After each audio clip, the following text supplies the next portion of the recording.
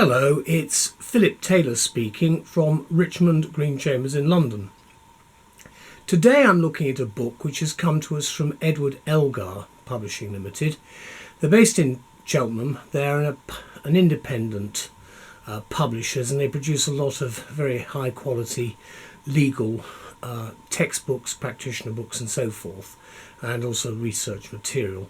This particular book I find very helpful because it's actually the law and practice relating to investment arbitration in Central and Eastern Europe. And it's an important book because of the way in which the legal processes are developing globally at the moment, and also the way in which Britain is going to be perceived in the future post-Brexit concerning the type of work that we are going to be involved in and the markets that we're going to be looking for. The book itself, we'll look at it in a minute, is actually an ebook as well as a hardback. The editor, and I don't really know how to pronounce the name, but the editor is Csongor, Istvan. It says Nagy, but it's Nag, I think. And I do apologise in advance for the wrong pronunciation. Elizabeth was the main lead writer on this review, and her title was Insider Perspectives on Europe's Investment Law Battlefield. The term battlefield cropping up quite a lot in this publication. Let's look at it. It's a hardback. There we go. There's the front. Then there's the spine, which is like that. And then the back, you probably can't see very much of the back. It's part of the Elgar Arbitration Law and Practice series, and the editor is in the Department of Private International Law at the University of Szeged in Hungary. The book itself runs to something approaching 550 pages.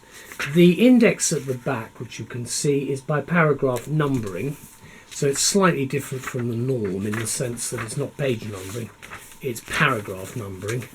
See the index there, and then you can see the paragraph numbering at the sides of each page, and in fact you can also see footnoting, so there's quite a lot of footnoting in the book itself. If we turn it to the front, what we do have on the front page is some information about the series. That's the Elgar Arbitration Law and Practice series. Then you've got the front page itself. Then after that you've got some blurb about the book, and then the content section. You can see in total that there are 14 chapters with an introduction at the beginning, looking at specific countries. I'll mention them again in a minute. And then we get to the extended table of contents, which is much more detailed, which means you should be able to find things pretty easily. We've then got after that the list of contributors. This is obviously a book that has an editor and contributors, and there are a large number of them. You can see the names mentioned, some of whom you may well know, but they're all experts in their own fields. You can see again, I can't mention all the names unfortunately, but there we go. Then there's a preface from the editor. Then there's a table of cases. It's split into various jurisdictions, obviously international cases, Court of Justice cases and so forth. Then national cases for the countries concerned. And then you've got tables of legislation as well. Then after that, we then get to the actual structure. You can see very usefully Elgar have got a small index for the chapter. Then you can see there's the paragraph numbering, and you can see the footnoting as well. And that's the way it runs all the way through the work. So what do we actually say about the book? Well, we say this.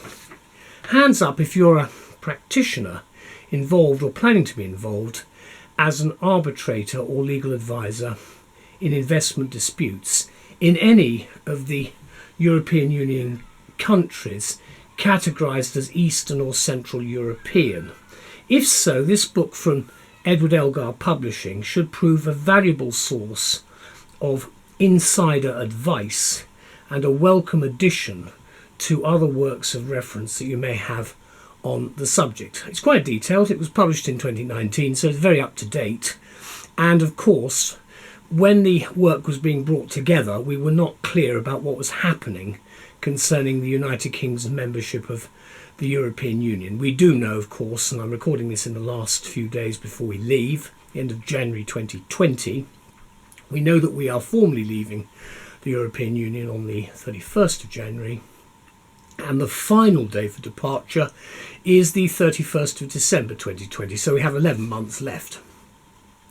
Now, getting back to the book we say is unique in that the editor has brought together a team of 20 expert and amply well qualified contributors from 14 Central and Eastern European countries, and you'll see the abbreviation CEE mentioned in the book and of course in our review.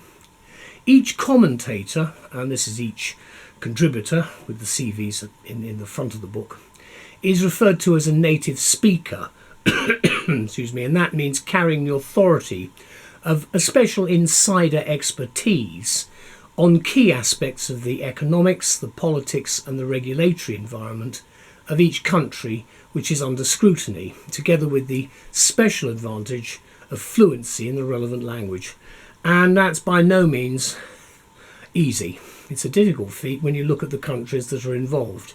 Each article refers, of course, to the pertinent cases in each jurisdiction.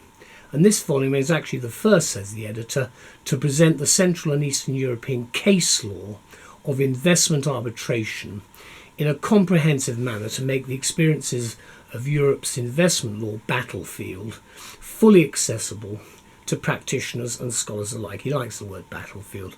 And by the way, the word arbitration is very much what we mean by it and what we all understand it to be, which is dispute resolution. It's just one of a number of forms of dispute resolution. And as we say, battlefield, well, yes, in the sense that it seems to be universally acknowledged, as we are reminded by the editor, that the overwhelming majority of cases against European Union member states are proceedings launched against countries from this particular region. That's, of course, to the Court of Justice of the European Union, as it is known. And the said countries, of course, include the following, and I'll give you the list. Bosnia and Herzegovina, Bulgaria, Croatia, Czech Republic, Estonia, Hungary, Latvia, Lithuania, Macedonia, Poland, Romania, Slovakia, and Serbia and Montenegro.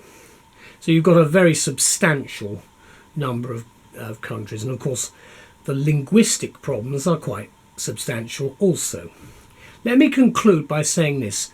The book's systematic country-by-country approach, we think, has created a distinguished work of reference which is concise, it's current, it's easy to use, and it's complete with tables of cases and of the legislation of the countries, plus, of course, a useful index of almost 30 pages, and as I indicated, by paragraph numbering, to find things. So it shouldn't be too difficult when you're trying to navigate your way around the book.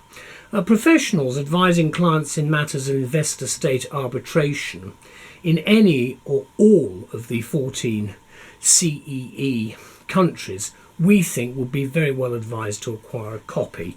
And the date of publication is cited as at late 2019. Let's just have a look at the book again.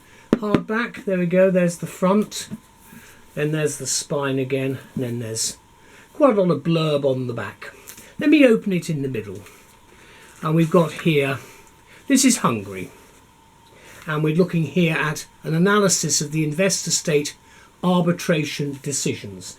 So in essence, what you're getting, country by country, is a feel for the way in which the arbitrations are going, the way the process is operating and the way they're going. You can see the structure, you've got the paragraph numbering, and you've got all of the footnoting. But you'll get a fairly good idea from that as to what to expect, depending on where your dispute may be and where you might be looking at some sort of arbitrarial process in which to try to determine any dispute that needs a resolution.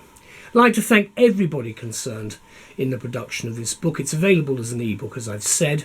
I'd like to thank Elgar very much for undertaking to publish it. It's a first-class work, and it'll be interesting to see what happens this year, 2020, and for the remainder of the decade, as to where we're going with the whole of activities in Central and in Eastern Europe, because the world is going to be a very different place, I think, quite quickly.